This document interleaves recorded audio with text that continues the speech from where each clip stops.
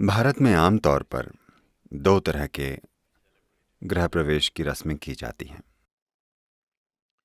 जब एक लड़की की शादी होती है तब वह गृह प्रवेश करती है, यानी वो अपने पति के घर में प्रवेश करती है। ये एक बड़ी चीज है। अब ऐसा नहीं होता क्योंकि वे पहले ही साथ रहने लगे हैं। पहले बड़ा आयोजन होता था और उन्होंने इसे एक बहुत पवित्र प्रक्रिया बनाया था। क्योंकि एक तो ये कि आपके घर में जिस तरह की महिला आती है उससे आपके जीवन की प्रकृति तय होती है, और आप कैसे बच्चे पैदा करते हैं, आपका भविष्य, आपकी संतान, वे कैसे रहते हैं, ये सब कुछ इससे तय होता है कि किस किस्म की महिला आती है। वो एक चीज है। दूसरी चीज ये है कि वो कैसे प्रवेश करती है, वो भी चीजें तय करता है। वो जैसी भी हो, पर वो कैसे प्रवेश करती है ये बहुत महत्वपूर्ण है। तो वे चाहते थे कि वो घर में पूरे सम्मान के साथ सबसे शुभ घड़ी में प्रवेश करे, क्योंकि ये बहुत महत्वपूर्ण है कि वो उस घर में प्रेम से प्रवेश करे। ये बहुत जरूरी है कि वो उस घर के प्रति पूरी तरह से समर्पित होने की इच्छा से प्रवेश करे।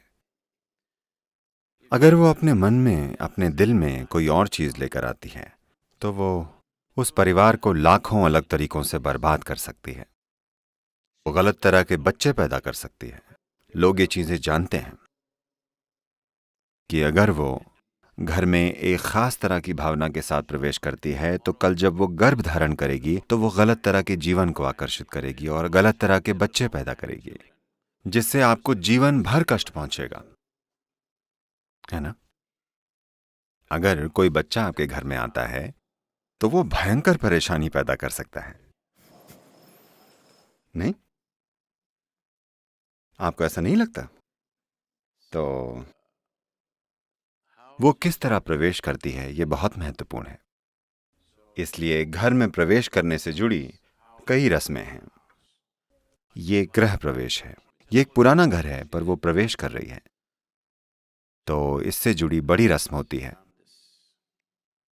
धीरे धीरे ये रस्म छोटी और छोटी और ज्यादा छोटी होती चली गई, और अब वो शादी से पहले ही घर आ जाती है। तो अब इसका कोई मायने नहीं रह गया कि वो कैसे प्रवेश करती है, क्योंकि आपको ये समझना होगा,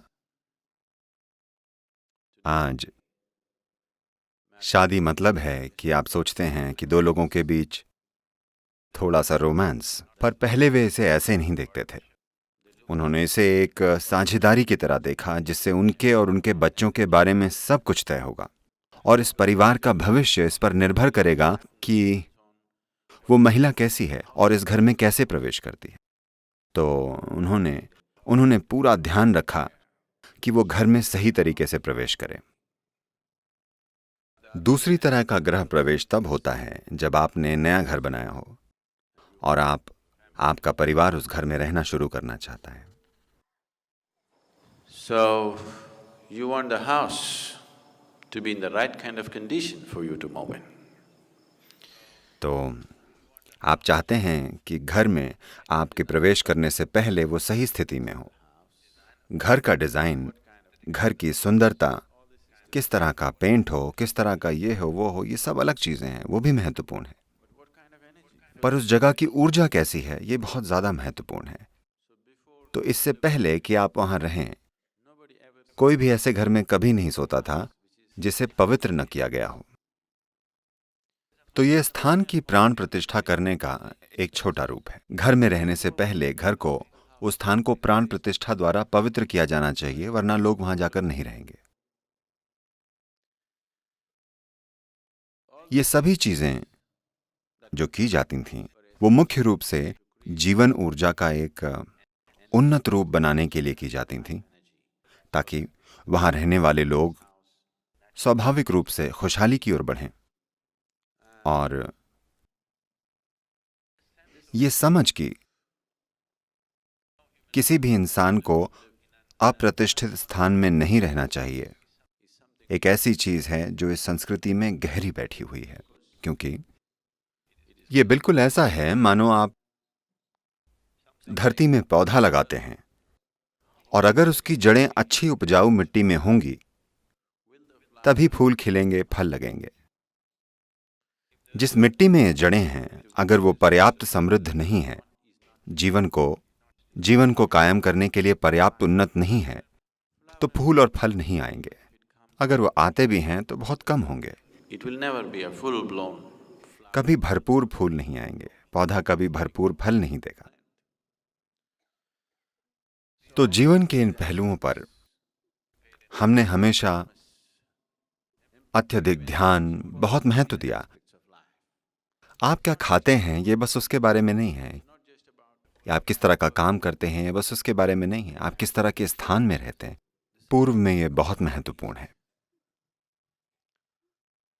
तो लोग जो भी सबसे अच्छा तरीका जानते थे उसके मुताबिक उन्होंने हमेशा अपने घरों को प्रतिष्ठित किया और उसके बाद ही उसमें रहने गए। अगर राजा समझदार और दयालु थे तो वे पूरे शहर को प्राण प्रतिष्ठित कर देते थे। वे शहर में तमामों स्थान बना देते थे ताकि पूरा शहर प्राण प्रतिष्ठित हो जाए। वे चाहते थे कि हर कोई प्राण प्रतिष्ठित स्थान में रहे। चाहे आप सड़क पर घूमें या आप धंधा करें या आप उस शहर में रहते हैं, तो हर किसी को एक प्राण प्रतिष्ठित स्थान पर रहना चाहिए। क्योंकि अगर आप उन्नत इंसानों की पीढ़ियां बनाना चाहते हैं तो आपको इस किस्म का स्थान चाहिए, वरना बस संयोग से या व्यक्तिगत प्रेरणा से ही कोई कुछ बन सकता है। आप शानदार लोगों की पूरी पीढ़ी तैयार नहीं करेंगे। This culture produced a galaxy of knowledge. इस संस्कृति ने ज्ञान का भंडार और आत्मज्ञानियों की कतार पैदा की है। हर पीढ़ी ऐसा बस इसलिए पैदा कर पाई क्योंकि उन्होंने ऐसे कई पहलुओं का ध्यान रखा। इस धरती पर और कहीं भी लोगों की एक पीढ़ी भी ज्ञान की गौरवशाली ऊंचाइयों तक नहीं पहुंची है जितनी यहां पहुंची है। पर पिछले कुछ 100 सालों में वो सब टूट फूट गया। पिछले 800 या 900 सालों में ये बुरी तरह खत्म हो गया, क्योंकि आक्रमण हुए, लोग दूसरी जगह चले गए और भी दूसरी चीजें हुई। मैं बता रहा हूं, आप असाधारण बुद्धि वाले, अत्यंत ऊर्जावान इंसान तैयार कर सकते हैं। ऐसा इंसान जिनमें जबरदस्त ऊर्जा और बुद्धिमत्ता और क्षमता हो।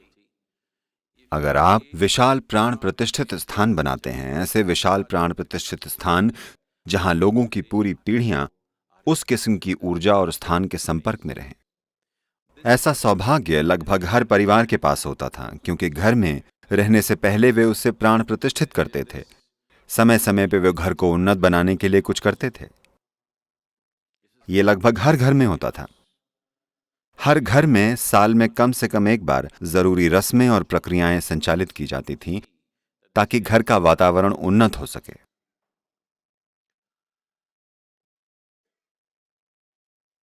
ये एक बुनियादी समझ थी, या एक जरूरी समझ थी कि इंसान को उसकी पूरी क्षमता तक विकसित करने के लिए जरूरी माहौल कैसे तैयार करें। जब हम पूरी क्षमता कहते हैं तो आज की दुनिया पूरी क्षमता को ज्यादा से ज्यादा पैसा कमाना समझती है। सफलता के बारे में उनकी सोच इतनी अपरिपक्व हो गई है। सफलता की आधुनिक सोच दुर्भाग्य से बहुत प्रारंभिक और घटिया है। आप सामाजिक सीढ़ी में कितने ऊपर तक चढ़ सकते हैं, आपने कितने पैसे कमाए हैं, सफलता की पूरी सोच बस इतनी है। तो सफलता की सोच पहले ऐसे नहीं थी। यह बहुत व्यापक और बहुत गहरी थी। किसी को सफल तभी माना जाता था जब वो आनंद की एक खास अवस्था में होता था, अगर वो खुद को और आसपास की दुनिया को जानने की अवस्था में होता था, और उसका सामाजिक रूप से सम्मान था और सांसारिक रूप से वो समृद्ध था, और साथ ही वो अपने परिवार, मित्र और समाज का प्रेम अर्जित कर पाता था। सिर्फ तभी उसे सफल व्यक्ति माना जाता था। समाज इसे उसी तरह देखता था। इससे फर्क नहीं पड़ता कि उसके पास कितना पैसा है। अगर उसने लोगों का प्रेम अर्जित नहीं किया तो वे कहते थे उसकी जिंदगी बेकार चली गई। पिछली पीढ़ी तक भी ये बातचीत लगभग रोज होती थी। लोग कहते थे, क्या फर्क पड़ता है कि आपके पास कितना पैसा है, क्या आपने लोगों का प्रेम कमाया है। क्या आपका परिवार आपसे प्रेम करता है? क्या आपके आसपास रहने वाले लोग आपसे प्रेम करते हैं? क्या दूसरे लोग आपको प्रेम देते हैं या नहीं? यही सबसे महत्वपूर्ण चीज है। ये कोई फिलॉसफी नहीं है। दुनिया में ये एक आम चीज थी जिसे हमने समाज में 30 से 40 सालों में काफी हद तक उखाड़ फेंका है। You know,